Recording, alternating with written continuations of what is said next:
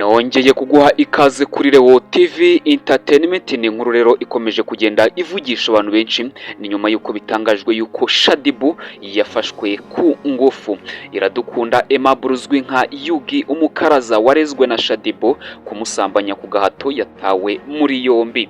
Amakuru Isimbi yamenye nuko Yugi umukaraza yatawe muri yombi kuri uyu wa kabiri tariki 23 Kamena 2026.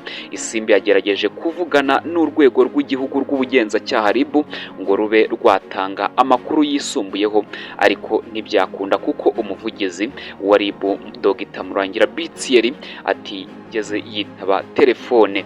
Ejo hashize ubwo hari kuwa mbere tariki ya 22 Kamena 2026, uwitwa Mbabazi Shadia cyangwa Shadibu akaba ariyo mazina yamamayeho, abinyujije ku mbuga ze nkoranyambaga yashyizeho ubutumwa ko Yugi umukaraza yamuhohoteye bikomeye. Uyu mubyeyi w'abana babiri yavuze ko uyu musore yagiye kumusura yitwaje inzoga bakanywa, ariko mu gitondo yisanga bari kumwe mu buriri baryamanye kandi yambaye ubusa. Shadibu mu majwi ye yumvikana avuga ko ibyabaye ntabyo bigeze bumvikanaho, ahubwo uyu musore yamusindishije yarangiza akamusambanya. Yarabimubwiye Yugi ngo ahita atoroka maze aragenda. Shadibu akaba rero yarahise ajya gutanga ikirego cye mu rwego rw'igihugu rw'ubugenzacyaha RIB, narwo rwemeje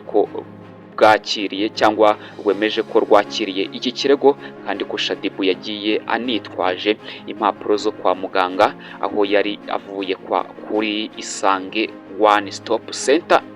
Aya rero akaba ariyo makuru akomeje kugenda avugwa kuri Shadibu. Abantu benshi bakomeje kugenda banenga Shadibu, nubwo abantu benshi bakomeje no kugenda bamuvugira, aho abantu bakomeje kugenda bibaza batese kuki Shadibu iki kirego cye atakijyanye muri RIB gusa, ahubwo yahise yihutira kubishyira ku mbuga ze nkoranyambaga. Ese ibi byo byaba bivuze iki?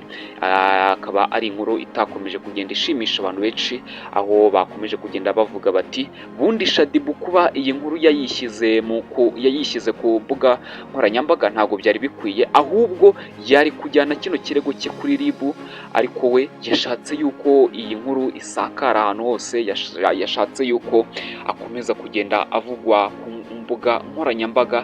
Ibi byose nibyo bikomeje kugenda bivugwa, ariko hari n'ibinyoma nakomeje kugenda mbona abantu benshi bavuga ngo Shadibu nawe yaba amaze gufungwa, ariko ibi byose ni ibinyoma. Ahubwo reka dukomeze kugenda dushaka amakuru yisumbuyeho, kuko ni inkuru ikomeje kugenda igarukwaho n'abantu benshi. Nawe ubundi njyewe icyo nakwifuriza nuko amafufu n'amafaranga byakomeza kugufubika, ikindi ugakora kuri subscribe, kuko uyu ni wo muyoboro wa YouTube wabasobanutse kandi basobanukiwe. Ndagushimiye cyane.